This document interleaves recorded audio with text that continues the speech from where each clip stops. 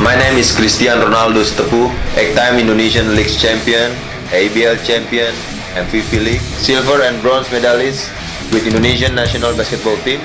I took it all, and here, let me show you everything I know about the game. What's on my mind about basketball, its competition, its culture. Here, when you can see the basketball from the bigger perspective, for the love of the game. Alright, so we are from West Bandits and back with me Dodo. Dan kita lagi di lapangan West Bandits 3x3 di Green Garden Blok A. Di Bitalk ini kita akan ngomongin tentang basketball, street culture, dan perspektif-perspektif lainnya tentang basketball secara komprehensif dan seru pastinya. For the love of the game. Semifinal time is over. Dan prediksi kita di episode sebelumnya ternyata benar. Dua tim yang masuk di final IBL 2019 yaitu Satria Muda mengalahkan NSA 2-1. Lalu satu lagi Setapak mengalahkan Pasifik langsung straight 2-0. Oke, di episode 3 kali ini gue udah summarize beberapa komen-komen dari ex pemain pro IBL tentang semifinal kemarin. Mau tahu pendapat mereka tentang plus minus dari kedua tim yang masuk final yaitu Satria Muda versus Setapak? Kita lihat. Oke, komen-komennya. Oke, semifinal antara SM melawan NSH. SM bisa menang dan lolos ke final karena SM memiliki materi pemain yang menurut saya memang di atas NSH. Kelebihannya adalah mereka bisa menyerang dari dalam, mereka bisa bikin poin dari dalam maupun dari luar. Kekurangannya adalah SM suka lengah di defense. Kalau mereka sudah lengah di defense, kadang-kadang ya suka ya kecolongan ya. Sama penyakit yang sering terjadi adalah telat start. Itu sih kalau menurut gue. Komentar saya tentang game semifinal kemarin antara Satria Muda melawan MS GMC, itu game sangat seru banget. Game pertama SM berhasil memenangkan pertandingan, mengalahkan peringkat 1 dari divisi kita, dan di peringkat 2 di luar dugaan si Jamal mengalami cedera dan akhirnya kita kesusahan mengalahkan NSA. Tapi SM juga mengalami sedikit keberuntungan dengan cederanya Wiggins. Itu sangat berpengaruh sekali terhadap performa dari NSA. Dan dengan sama-sama satu import, akhirnya SM berhasil memenangkan pertandingan di game 3. Karena memang secara kualitas dari pemain bench SM jauh lebih dalam daripada NSA menurut saya. Overall, kedua tim ya bermain ngotot. SM pun ya seperti kita tahu sendiri bahwa mereka adalah tim juara.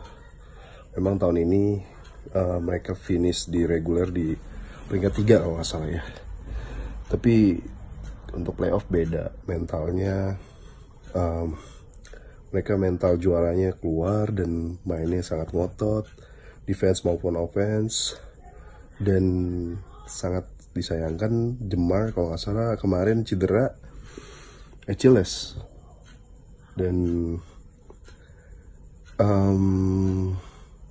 mereka bisa merebut kemenangan di game ketiga, dan akhirnya SM menang kalau nggak salah 15 points kalau nggak salah ya. Dan ya menurut saya game itu game sangat bagus gitu loh, dan NSH sendiri memberikan perlawanan dengan sangat luar biasa, bisa membawa lawan Satria Muda ke game ketiga ya. Dan seperti kita ketahui di divisi merah ya.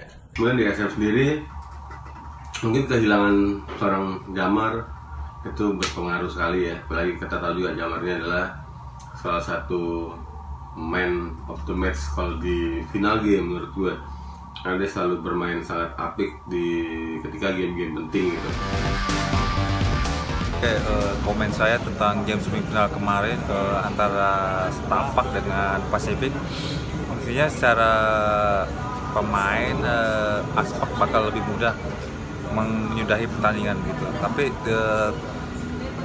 di luar dugaan Aspak itu kesulitan menghadapi Pasifik, terutama di game kedua itu loh. Apalagi dengan skorsinya Indra dan Jericho. Saya salut dengan perjuangannya si Pasifik. Permainannya kalau menurut gue sih mirip-mirip sama Satria Muda, sama SM. Mereka punya pemain yang bisa attack dari dalam, mirip-mirip sama SM. Dan outside shootingnya itu gila. Itu keunggulan mereka, outside shootingnya. Dan fast breaknya luar biasa. Hati-hati nanti SM di final. Minusnya ya sama sih kalau menurut gue, ya kalau misalkan mereka lengah di defense, mereka bisa ya ketinggalan. Itu plus minusnya dari gue. Kalau game Setapak kemarin lawan Pasifik, wow, gila, gue nonton di game pertama, nggak salah. Luar biasa. Oh, di game kedua itu lawan Pasifik kayaknya cuma bermain 7 pemain doang. Dan yang gue lihat salah satu pemain asingnya itu sebenarnya ankle kalau nggak salah, tapi dia masih maksa untuk bermain. Luar biasa sih effortnya. Dan Pasifik sempat unggul pula di kuarter keempat awal-awal kalau nggak salah. Dan akhirnya berbalik, Setapak dapat momentum. Itu dia, Setapak bermain dengan kolektivitas tim, banyak passing, and then got backdoor segala macam. Wow, keren. Dari Agassi dapat momentum, dari Kendall Yancy itu, terus and then Savon Goodman, dia juga bagus untuk kontribusi di pemain asing. Dan apa lagi? I think Aspak tuh mainin hampir the whole players, so ya pelatihnya sangat pintar untuk memaksimalkan pemain yang ada gitu. Jadi menurut gue final nanti Setapak lawan Satria Muda itu bakal seru banget, itu menarik banget, gue bakal nonton. Kekuatan Setapak tahun ini memang bisa dibilang superior, dia cuma kalah sekali, dan itu nggak lepas dari peran dari pemain lokal seperti Caleb tuh punya value-nya yang luar biasa menurut gue, karena dia walaupun posisinya nggak tinggi, dia bisa bermain sangat efisien di posisi 4 dan bisa main posisi 3. Kemudian ada main asing dari Setapak, Goodman, dan Yancy juga itu salah satu kelebihan ya. Apalagi kita lihat Yancy di game semifinal kemarin juga bermain sangat baik. Dan secara tim, kalau kita lihat permainan dari Setapak sangat kolektivitas. Kita lihat ada drive, ada kick. Itu kelebihan dari permainan tipikal Aspak saat ini, dan mereka punya squad yang rata, bisa dibilang rata. Bisa tiba-tiba Widi yang bermain bagus juga. Kemudian sangat komplit lah menurut gua. Local players IBL season 2018-2019 itu kontribut luar biasa. Banyak di game-game yang krusial sampai mengantar mereka bisa sampai finals. Seperti pemain Caleb, Abraham, Arki Wisnu, Hardianus, Agassi, Widi, dan Kevin Yonas.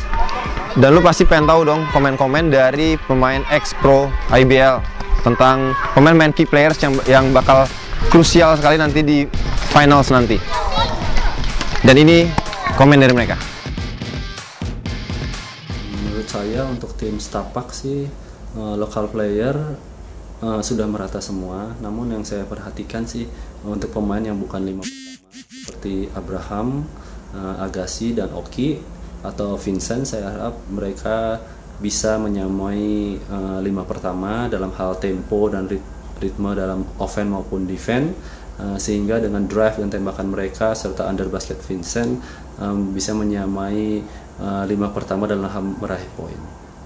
Itu sih menurut saya. Oke, key player dari pemain lokal itu ada Caleb, salah satu calon MVP dari pemain lokal, di mana dia paling konsisten dalam hal scoring, rebound, juga bisa teamwork. Satu lagi adalah dari Abraham itu sangat istilahnya dia lagi peak performance-nya dia tahun ini, jadi dia matang secara fisik dan mental juga, dia percaya diri juga sangat bagus, secara teamwork juga sangat bagus ya, jadi itulah dua pemain lokal kunci dari Aspak, yaitu Abraham dan Caleb. Tapak key players lokalnya menurut gue dari beberapa game terakhir adalah Agassi. Dia nunjukin kualitasnya kalau dia bisa main di Liga Pro, dia cocok main di Liga Pro. Juga Mejoni, ya, game terakhir juga performanya udah bagus, meningkat gitu. Sama satu lagi Widi ya, Widi itu juga dia oke menurut gue. Local players yang menurut saya menjadi andalan tim Satria Muda, Arki, Avan, Hardianus kalau di tim Satria Muda. Karena kenapa Arki, ya leadershipnya, dan seperti diketahui dia leadershipnya dibutuhkan untuk tim Satria Muda. Lalu Hardianus as in general di lapangan, dia yang control the game. And then Avan improve, menurut gue sih dia improve, dan lumayan agresif. Ya, kalau untuk Satria Muda itu. Key playersnya Satria Muda alias SM. Yang perlu diwaspadai adalah Arki yang pertama. Arki gue lihat permainannya sudah balik lagi. Ya, dia udah nunjukin kualitas permainannya. Juga Avan di beberapa game ini cukup bagus. Ya, kalau dia bisa konsisten sama penampilannya, dia bisa lah untuk bantu SM. Sama Hardianus dia memang mentalnya bagus gitu loh. Kalau dia energinya tim itu bisa kebentuk dari Hardianus gitu loh. Untuk SM itu pemain lokal andalan Satria Muda Pertamina ada Kiri Karya Wisnu, ya tentu saja dia salah satu pemain terbaik di Satria Muda untuk saat ini. Ya, semoga dengan strong drive-nya Arki bisa mendulang banyak poin dan foul untuk Satria Muda. Dan satu lagi pemain lokal yang bakal diperhitungkan adalah Hardianus Lakudu. Hardianus dengan speednya dan keuletannya, defense-nya sangat berpengaruh sekali terhadap performa dari Satria Muda.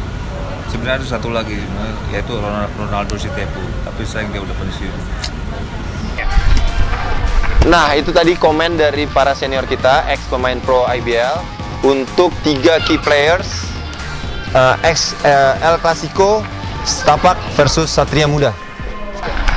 Kita juga mau tahu pendapat dan komen dari kalian tentang siapa key players dari pemain-pemain yang menurut kalian bakal krusial nanti di finals. Dan kita juga punya hadiah giveaway untuk 5 komen terbaik. Bisa cek nanti di description YouTube kita. Okay, don't forget to share your love by give us like and subscribe di YouTube channel kita. Check out highlight IG kita, Bitalk di @westbandits. Special thanks buat sponsor kita @ShoeDaddy dan @FreshShoesID. Saksikan episode berikutnya. For the love of the game. Here, when you can see the basketball from the bigger perspective. For the love of the game.